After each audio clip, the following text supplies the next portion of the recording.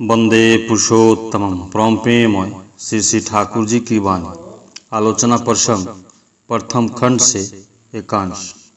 आज श्री श्री ठाकुर खूब सवेरे उठे हैं। उठते ही निर्वृत निवास के शौचालय में गए।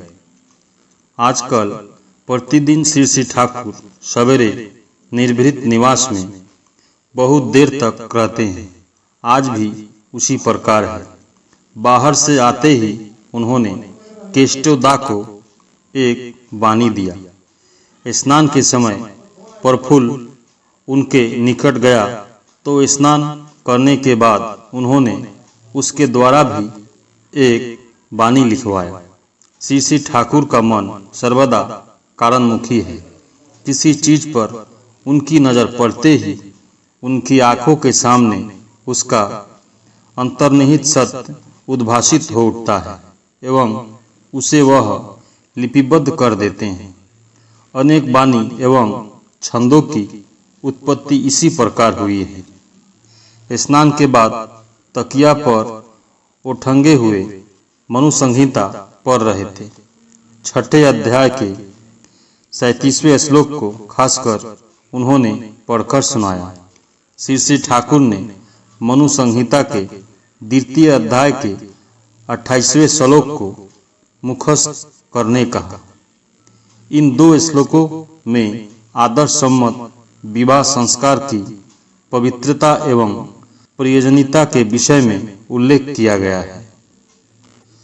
वरण करने के संबंध में रात्रि बोले वरण करना एक बच्चा का खेल नहीं है।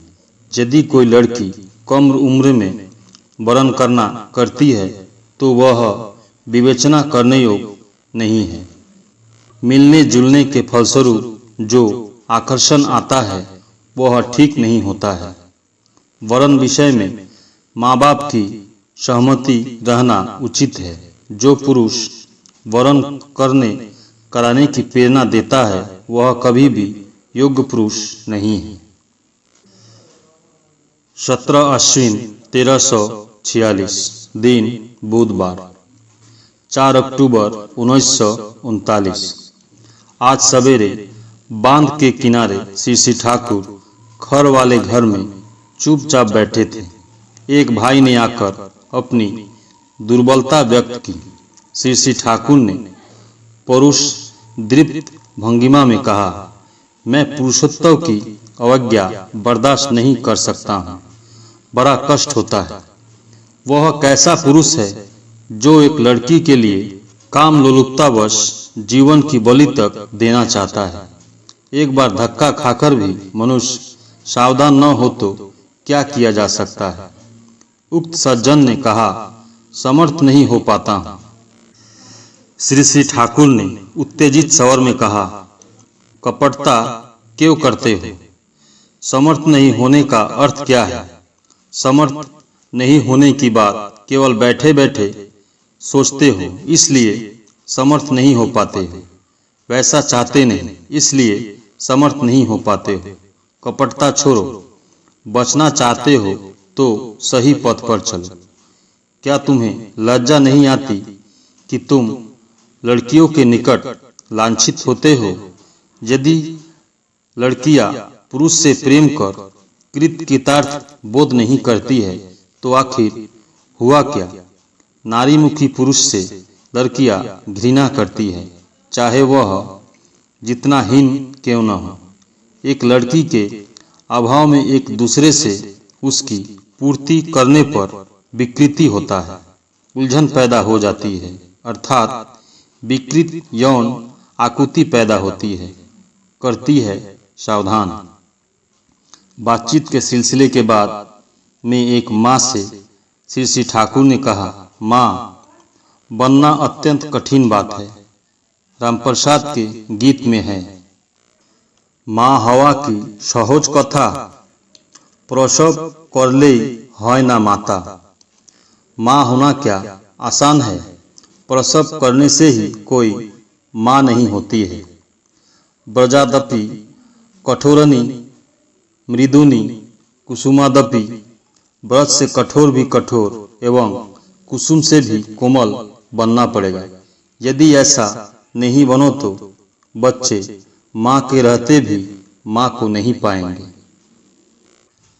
18 अश्विन 1346 बृहस्पतिवार, अंग्रेजी 5 अक्टूबर 1939। सवेरे श्री श्री ठाकुर ने कुछ बानियाँ दी। दोपहर में ओल्ड टेस्टमेंट में वर्णित नारी जाति की सृष्टि के विषय में बातें कर रहे थे। श्री श्री ठाकुर की बातें इतनी जीवंत और सरल है एवं शब्द इतने प्राणवंत होते हैं कि उनके मुख से कुछ सुनने पर ऐसा प्रतीत होता है मानो सब कुछ प्रत्यक्ष देखा जा रहा है। संध्या में बांध के किनारे गोपालदा के साथ बातें हो रही थी। श्री श्री ठाकुर ने कहा, मनु संहिता के प्रथम से ही सृष्टित्व आरंभ किया गया है। इसका भी एक अर्थ है।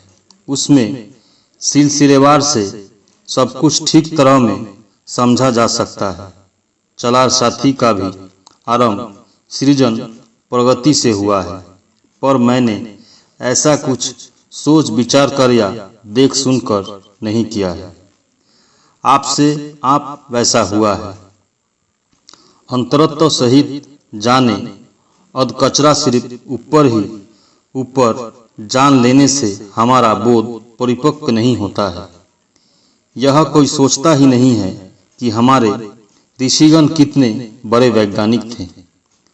महादेव के जैसे महासाधक ने कितनी औषधियों का सूत्र दिया है। साधु पुरुषों के विषय में आजकल धारणा ही बदल गई है। कितने सच्चे साधु बहुत सक्रिय और वास्तववादी थे। उन्होंने कितनी तरह से समाज को सेवा किया है। बातें करते हुए श्री श्री ठाकुर ने कहा, अवतार महापुरुषों की चर्चा होती है, किंतु रामकृष्ण ठाकुर के जैसा एक सहज मनुष्य देखा नहीं। रात में साधन भजन की चर्चा चलने पर बोले, स्वाभाविक जीवन न होने पर सुविधा नहीं होती है। एक तरह का कृत्रिम जीवन है जो टिकता नहीं है। मैंने कसरत कर कभी कुछ किया नहीं। जब अच्छा लगता था तो करता था। मैंने सरकार साहब को देखा नहीं है, इसलिए माँ ही मेरे लिए सब कुछ थी। माँ से बहादुरी लूटने के लिए ही सब कुछ करता था। हवस इच्छा होने पर भी आधी रात में नाम करता था। खूब शीघ्रता से काम करने की मेरी इच्छा झोंक थी। 22 मिनटों में खोखसा से 3 मील पैदल चला। मेरी कर्म प्रयाणता खूब बढ़ गई थी। काम खूब अच्छा लगता था। कीर्तन गान करता था। समाधि काल में ब्रह्म चेतना नहीं रहती थी, इसलिए उनका ऐसा कोई महत्व नहीं देता हूँ। दूसरे समय सचेतन रहता था। एक दिन तापमापक यंत्र हाथ में लगाते ही 110 डिग्री ताप चढ़ गया था। शरीर में पानी छिड़कने पर वह सूख जाता था। वैसा ही होता रहता था। अनुभूति के विषय में जो मुख से बोलना कराया है वैसा बोध होता था। भगवान का अर्थ लोग नहीं समझते हैं। विचित्र धारणा बनाकर चल रहे हैं। लोग क्या जो करते हैं इसलिए कुछ होता नहीं। जो महापुरुष का संसर्ग लाभ करते हैं वे वास्तव में ही धन्य होते हैं। हजार साधना करने पर भी जो समझा नहीं जाता है उसे वे सहज भाव से समझ सकते हैं, देख सकते हैं और सहज हुए बिना ठीक होता नहीं है, पर सिर्फ निकट में रहने से नहीं होगा। अनुराग सहित उनका अनुसरण करना चाहिए। परम प्रेममय श्री श्री ठाकुर। सभी गुरु भाई एवं माँ को जय गुरु।